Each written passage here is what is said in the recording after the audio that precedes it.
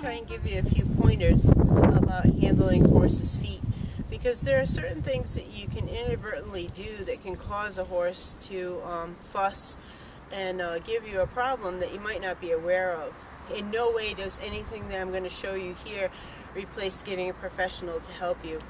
If you don't feel comfortable working on a horse's feet, make sure you get a professional to work with you. Don't just try and do these things on your own, because it can be very dangerous. The pictures that you just saw were of me doing a stretching and massage session with my horse a couple months ago. Massage and stretching exercises can be very good things to have someone do with your horse, a massage therapist for example, or go to a clinic as I did and learn how to do it. And in that way you can work around your horse in different parts of the body that he's sensitive with before you actually have an emergency or a situation like the farrier coming where you really have to work on his feet. You can do it more leisurely.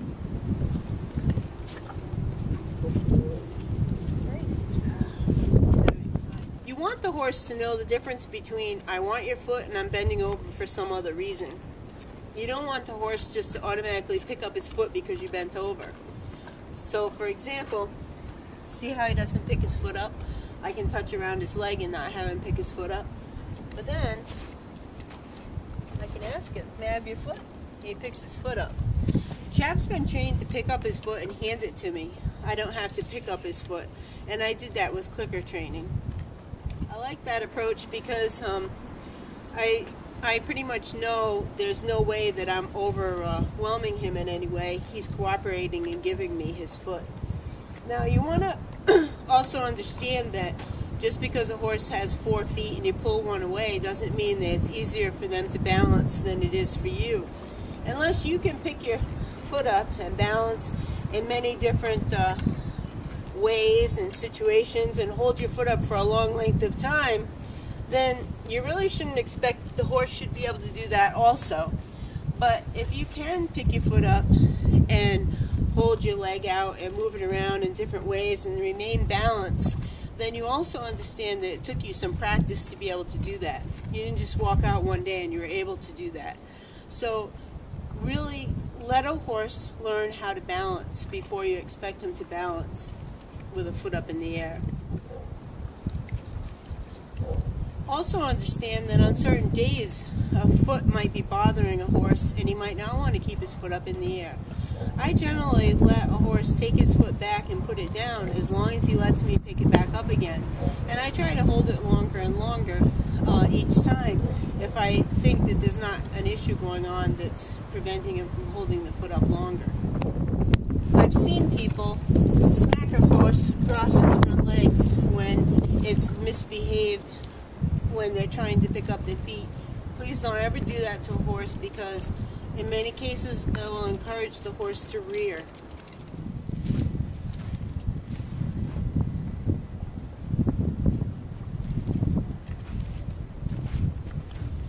I don't remember if I've said this yet or not, but don't assume that a horse that's standing on 3 feet, you're holding 1 foot up. Don't presume that that horse can't kick you. A horse can kick you with 1 foot up off the ground. It can pick the other leg up and give you a good whop and be standing on 2 feet for an instant while it does it. Another issue is pinching the ankle. I've seen people do this inadvertently. I've seen professional trainers do it to incite a horse at clinics. When the horse isn't hyped up enough for the audience, they can do this and get the horse worked up pretty fast, and then it looks like they're accomplishing a lot more than they would be accomplishing if the horse wasn't hyped up. And the way you do this is pinch the ankle. You want to be aware of where you're putting your hand when you're requesting a horse to pick a foot up also. Now this is what I meant about pinch the ankle. See how here it's straight? If you bring it up, I'm not going to bring it all the way, but keep going like that and you pinch the ankle. See, he got a little annoyed, just the amount that I did. So be careful that you're not pinching the ankle. You can do it with the knee also, but it's more often happens with the ankle. See how he's fussing? The reason why he's fussing is I'm pinching his ankle. You want to make sure when you pick up a horse's foot, now he doesn't want me to pick up his foot. So you see how the problem can escalate.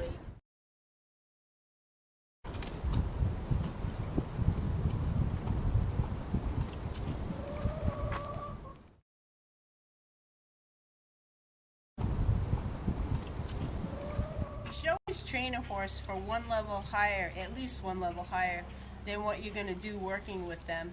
So if all you're going to ever do with a horse's feet is, say, file them, maybe trim them every once in a while, you want to do something that's at a little bit higher level than that, because then you're sure, or you're surer, that they'll be better when you're doing the lesser stuff.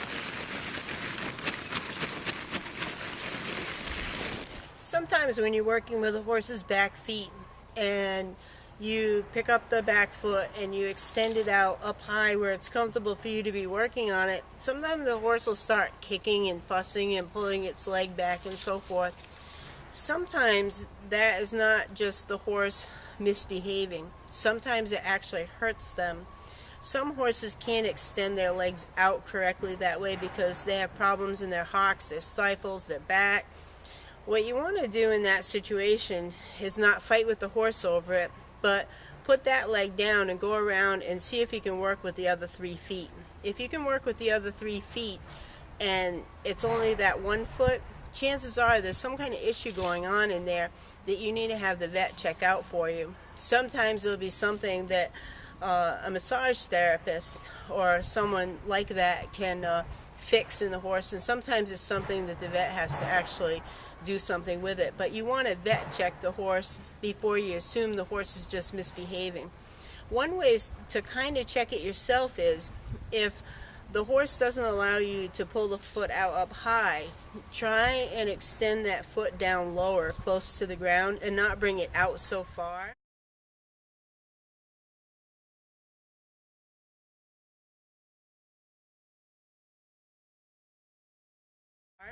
And see if the horse kicks and complains there. Now, this issue can be present in both back feet. It's less likely that you would be at this point and not notice it, though, if it was both back feet, because if both back legs were to the point where they were bothering him in that way, you would probably see a certain amount of lameness in other situations. It's more likely to only appear in one leg if you're not seeing it in other situations. There are things that you can watch for in a horse outside of when you're specifically working with the horse's feet to see if maybe there might be something going on with the horse's feet that might make them fuss when you actually work on their feet. One of the things is that horses naturally rest the back foot, but they should pretty much equally rest their back feet. You shouldn't go out every time and always see them resting, say, the right foot, or always resting the left foot. You shouldn't be like, wow, it seems like they're resting that foot more than the other. The other thing is, when a horse stops, they generally should stop and stand squared up. If they always have one leg cocked forward, then you kind of got to wonder if there's something going on there. Now, be careful when you make these assumptions, because if a horse is always standing on an incline, they might cock a leg just as you would. You might lean into one leg if you're standing on a hill. So if you're always seeing the horse standing on the same hill, he might always seem to be cocking one leg or resting one leg forward, and that's just because he's on the hill. So make sure you're looking at the horse in several different positions. Now, many trainers will tell you that standing here at the shoulder is one of the safest places to stand and not get kicked. They'll tell you to hold on to the horse and reach under like this while you're standing here, or reach back like this, because if they were to kick, you'd be out of range. This I find to be true in maybe 98% of the cases, but if you're a person who has a hard time balancing and maneuvering yourself, then this is probably an awkward position for you to be in, and it's probably not something you should do. It's probably you should get somebody else to do it for you. I found some vintage footage of Chap where I'm showing a friend of mine how they could teach a horse to pick up its foot by using a rope instead of getting right down there and getting their head and body and so forth down near the feet. And I want to show this video footage rather than redo it with Chap now, because if I were to do it with Chap now, he would just automatically do everything. And in this video, he had never experienced this method before, even though he had been taught how to pick up feet. He is a little curious about it and doesn't do it right away, so it's probably better footage for you to see. But in this footage, I'm not really expressing the caution you should have about where you're standing, and that you should pay attention to the back feet because you could get kicked by a back foot. So I want to make you very aware that I'm not being particularly safe about where I'm standing, and you should be if you try this method. I'm doing a very quick video clip here for somebody that has a pony that's giving him a really hard time with kicking out and pulling its feet away. Instead of trying to get down there with your hands and putting your head and so forth down there and worrying about whether they're going to get kicked in the head, go get a lead rope. Put your lead rope between the leg like this. Drop it down to the ankle. We worked on flexing his head today, so now everything's flex his head. That way. Get it down by the ankle. Put pressure on it. Pressure on the ankle. Up, up, up. Whoops. Up. There you go. And then immediately put it right back down. Unless he's fussing. If he's pulling that leg around, yanking the leg around, try and hold the lead rope with both hands if you have to until he stops. As soon as he stops, immediately when he stops, put the foot down. Say, yes, that's what I want. I want the foot to be still. So, pressure on the ankle. Say up, up, up, up. Pressure on the ankle. There we go. And then immediately put it back down. Try not to put his foot back down or let him take the foot away. Unless he's not shaking it around and it's absolutely still, then put it down. You can even tell him, yes, that's what I want. Up, up, up. There you go.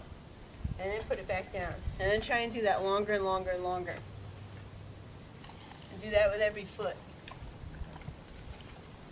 Trying to think if there's anything else I should tell you. Watch, make sure he's not going to kick you with the back foot. But this way you're not getting your head and hands and body down there. This might be easier way to try and do it.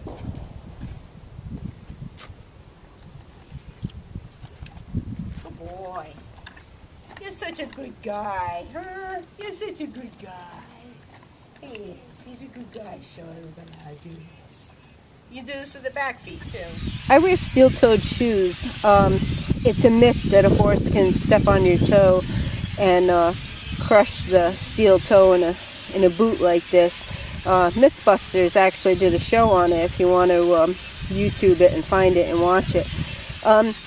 Even if the horse steps up in here, most of the weight is on the downside down here. I've actually been stepped on in this area here, and the force is taken on the toe, and I only got a very, very slight little bruise right here. Having steel-toe shoes on is great because you still have to be aware of where your feet are, but on the rare occasion that a horse steps on your foot, you'll be grateful to have them on.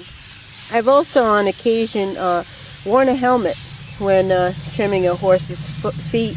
It was an emergency situation and the horse was a little off that day and acting a little crazy, so I actually put on a helmet just in case I were to get kicked in the head. I saw my grandmother kicked out of a barn door, lifted right up off the ground and plopped on her rear by a little white pony when I was a kid. She got both back feet right to her stomach. It picked her right up off the air and threw her.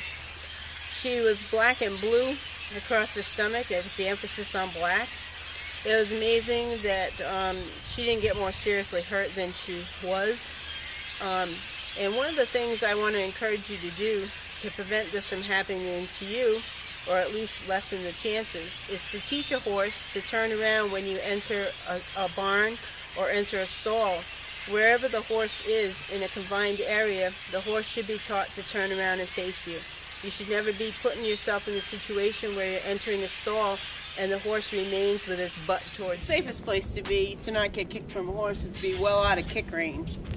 But I want to show you that if you're standing in close to a horse like this and he kicks you, he's going to push you more than make a positive connection.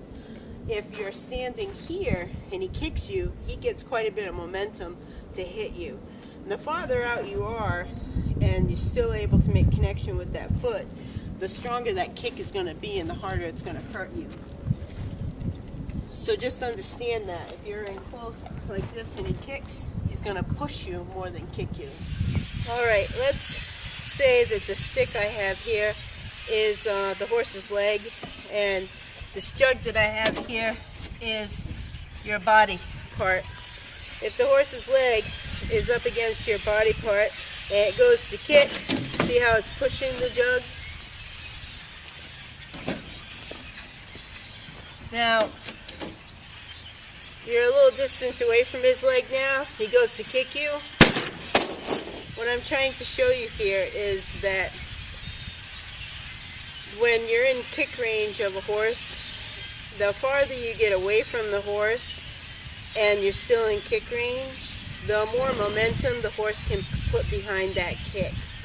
When you're right up close to the horse, right smack together like that, and it goes to kick you, it's more pushing than it is kicking. Now I'm telling you this for informational purposes only, to make you aware of the danger that you're in when you're in that kick zone behind a horse, and the farther and farther you get away from it and you're still in the kick zone, the harder and harder the kick will be.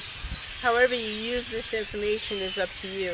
I'm not encouraging you to use it in any specific way. I just want the information out there so that you have had heard it at some point. I take a horse kicking very seriously. When I was very young, I was at a fair and I was in the barn, and the little girl next to me was grooming her pony to be taken out into the arena. She was fixing its tail, and she dropped, I forget if it was a comb or a brush, and she leaned over to pick it up, and it had fallen next to the pony on the opposite side of us, and she reached down to pick it and up, and that pony kicked her in the head. My father immediately turned me around and rushed me out of the barn area, and we waited while the ambulance came, and the little girl didn't make it. And I want to so encourage people that have children that are around horses to have those children wear helmets, even when they're on the ground. In that situation, there were several of the ponies all lined up in a row, and everybody working on their own little pony. And in a child's mind, they think, well, my pony would never kick me. So they assume, the pony next to them probably wouldn't either. So please make sure that your children wear protective gear when they're working around a horse, especially if they're very small children.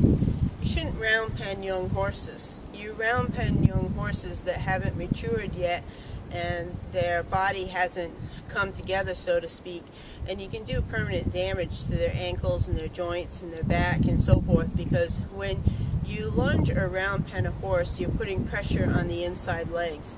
And I hear trainers say, well, I lunged him 6 times this way and then I lunged him 6 times that way, so it evens out. Well, no, it doesn't even out. You're just putting the same amount of damage on both sides, because for the 6 times it's going this way, the pressure is on those inside legs, and when you go the other way, it's 6 times, the pressure is on the legs on the inside on that way. So you're not evening anything out, except that you're evening out the amount of injury is going to be to both sides. It's very harmful to very young horses to be lunged or round pen.